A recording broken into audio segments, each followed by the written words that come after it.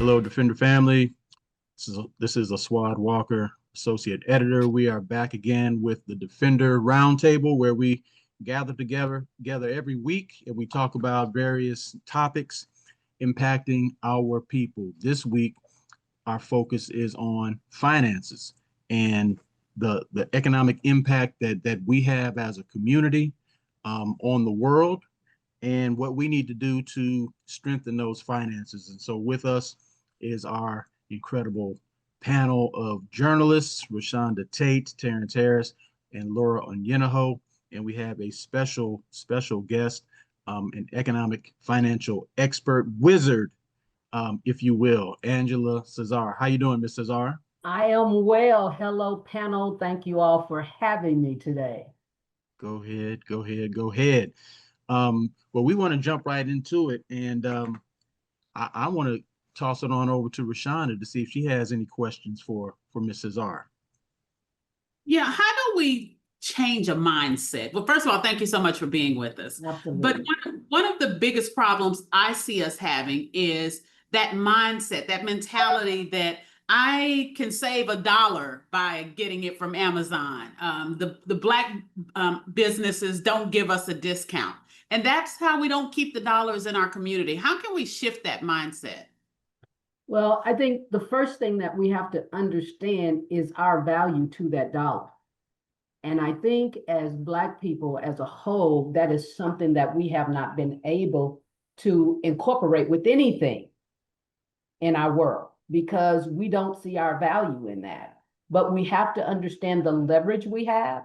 We have to understand that we are in a controlling spot and that together we are stronger. So in essence, all we can do is communicate to each other and educate each other on that. Put the word out, so to speak, would be my take on it. And Laura, if you don't mind, because you've written several articles here recently focusing on finances, can you share a question or an insight with Ms. Cesar? Well, thank you very much.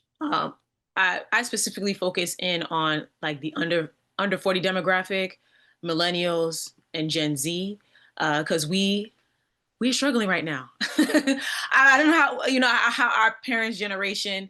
I feel like when we talk to them, I feel like they got it easier because right now we have a whole slew of people who are graduating, coming out of school, especially those who are coming out of the pandemic period, entering into a workforce that is, for lack of a better word, horrible.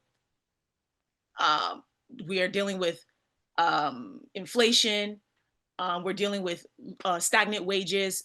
Gen Zs, millennials are dealing with so much right now. So on this end, I'm seeing a lot of them focus in on financial independence. They're not really focusing on whether if the 9-to-5 strategy is for them, where they can be doing multiple side hustles, being able to establish businesses. And for you, what are your thoughts about the mindset of these particular, generations now? Are they? Do you feel like this is their way of focusing on that wealth building, especially within Black communities? So first of all, I want to say that every generation has had its challenge, specifically when it's come to financial issues. The change of times is what's made it seem so much more difficult. Like you can reflect back and you can say my grandparents' struggles with money were not the same as mine. And of course they are not, but it was a different time. So their struggles were extremely real because that 10 cents had to go a whole lot further than your dollar does, if that makes sense to you. Yeah. The particular age group that you've identified or age groups that you identified are at the best place because of their age. This is the time that they can begin to build and focus on that, on how to get the wealth built and going for them and working to their advantage. Now, I want to make sure that I stay on track with your question because there were a lot of things that were said in there that was resonating within my spirit. So particularly, you wanted to know what, Laura? I'm sorry. If the strategy for young people with with the side hustle, the just the way that digital marketing, the The way that, various the use of technology to make money, that's the best strategy to, this whole wealth building within the community, our community specifically.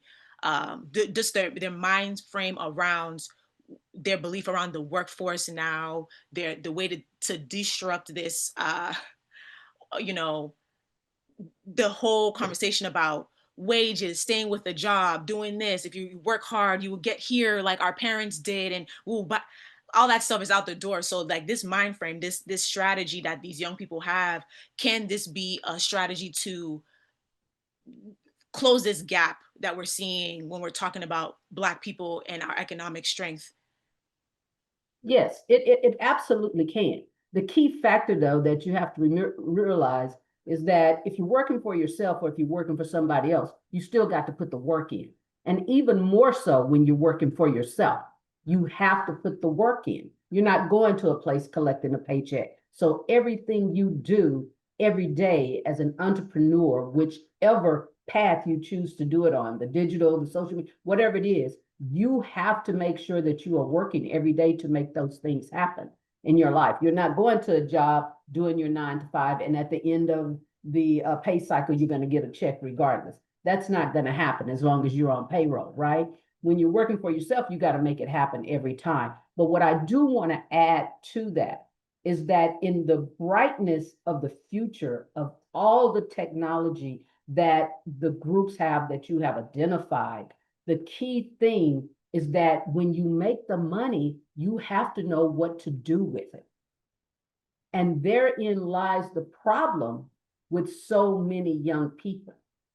And the other problem to that is that social media, when you get on social media or you deal with the digital world, so to speak, one of the things that we have a tendency to do is try to collect all of our information from there.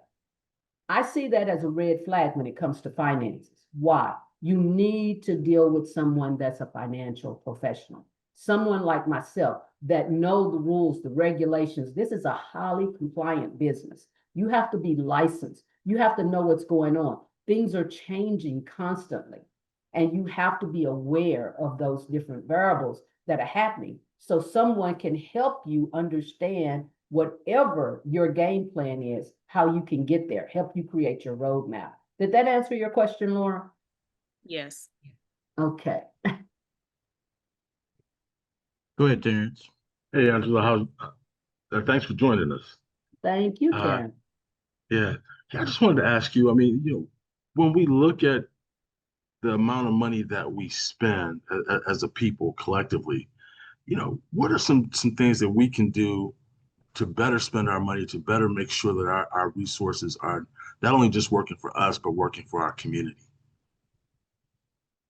One of the things that we have to do is that we have to have businesses in our community that's going to provide us with the services and the things that we need.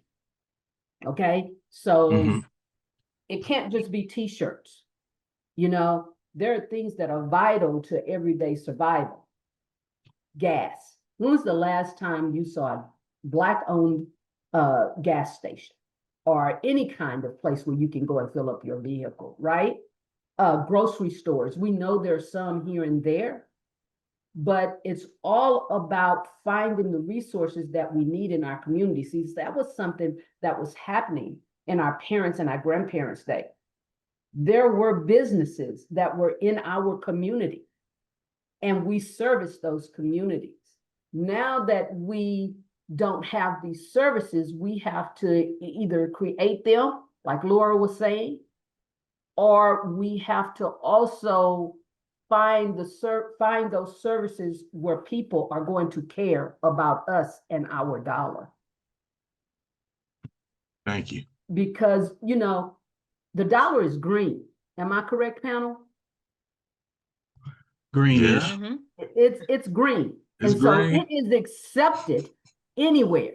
They may have a different name for it in China, but it's still the same concept of spending. It's green, it's valuable. So we have to make sure that wherever we put those dollars, we're putting those dollars in a place that values our dollars, our hard-earned dollars, our generational dollars that have come to us in some way, shape, or form.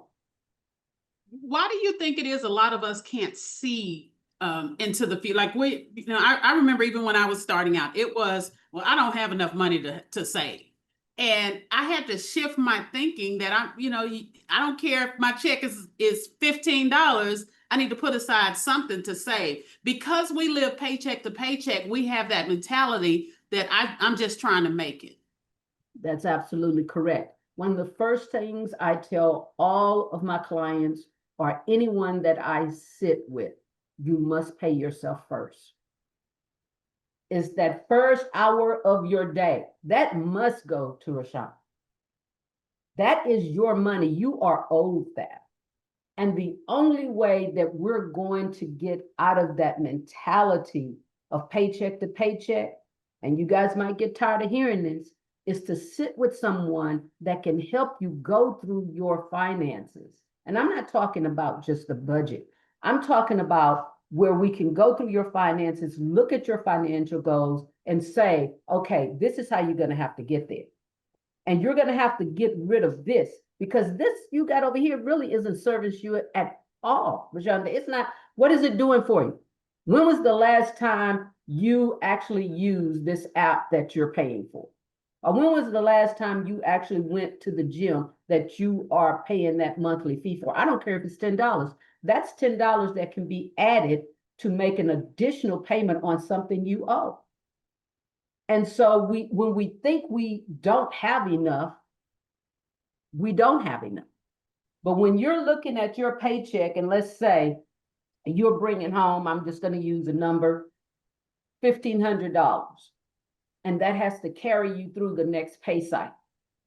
And when you look at it, by the time it's done, before you get your next paycheck, you're looking at, you have $50 left to stretch you through. It's hard for you to see, how can I do something with this? Why? Because you're living in it. You're so deep in it. Your brain is, drenched in that mentality. But when I look at that with you, guess what? I see opportunity. I see ways to make improvement because I'm not attached to those things the way you are attached to them. What I'm attached to is helping you get out of that hole. Now it's going to cause sacrifice. And you got to be willing to make that sacrifice. You know that old saying, you can lead the horse to the water, but you can't make them drink.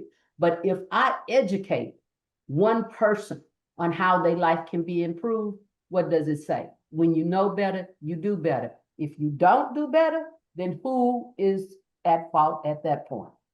One of the things that I want to add is I don't like to deal with uncomfortable things, and finances to me can be an uncomfortable thing. And so, but this week alone, I took a look at just analyze some of my subscriptions. I have 3-star subscription. I've been getting a charge from Amazon for a digital subscription since 2022 of $19.99 a month. Have no idea what it was. Mm-hmm. But it's because I never go through. And so luckily Amazon refunded it. Apple refunded it. But so I ended up getting almost $1,000 back this week just because I finally looked at my subscriptions and my finances. And that's awesome. That's what you have to do. Everybody have to understand, I don't care how much money you make or how little money you make. You should always do a financial checkup. Just like you go to the doctor to get your checkups done, you need to do a financial checkup, and if you need help, there are people out there like myself that will sit down with you and help you do it because we believe in financial literacy. Our community and anything that we want to do with our community will not happen unless we begin to understand a couple of things. Once, our power of our dollar. The second is our ability to understand that we don't know what we don't know. So let somebody walk in and tell you. And I know that's hard for a lot of Black people because one of the things we've been told is, don't talk to nobody about your money. Don't let nobody know what you got. because they're gonna show up if they know. But that is not what I don't think our family members were trying to tell us. They were actually trying to protect us because they were trying to say, if these people know that you have that, they will never give you an up. But when you're looking at it from the other angle of that, I am trying to improve this situation, it gets a whole nother tone to it. And that's the way we have to look at it. Anything in life that you want to change, you must make some decisions to do it. You can't just sit there and let it keep happening over and over again. You'll never get out of it. I don't care if it's just the mental thought process that we were speaking of, the mentality. You'll never get out of it. Miss Cesar, Yes. everyone on this panel, except for Laura, has children in college, and Okay. college costs are going up like crazy. The Trump administration is doing all kinds of things that have parents, in stressing. What's your advice for parents who are trying to make sure that they can pay for college? First of all, the sooner you can start planning for that college, the better. I don't know what the age groups are of the children, how close they are, or what. And so if you did not do that, And so if you did not do that, then at this point, and you don't have any finances sitting somewhere, and I'm going to assume that is the case, right? We're going to work every day, and unfortunately, we didn't get on the bus didn't pass by our house that said, come on, we're getting ready to get your finances together so your future will look like this, right? So at this point, what you got to do is make sure that you are finding money. I have an organization that I'm affiliated with that will help families sit down and look at different opportunities that's out there to help get money. It tells you things you can do. Hopefully your student is on a higher GPA level. And I'm not saying they have to be 4.0s, but I'm saying they can't be a 1.7. You understand what I'm saying, right? So hopefully they can get that. Those things that are available, those resources are there that can help them find those opportunities to get money in.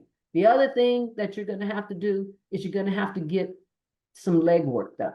You're going to have to start searching yourself. Money's available for my children. They come through community efforts, right? There are all kinds of grants that are given through different churches, Black organizations, things like that, from anywhere from $1,500 to $3,500. And let me tell you something, when you are pulling up on that campus and you realize you need to leave your child with enough snacks and food to last them that first semester and a little spending change, that $3,500 comes in importantly.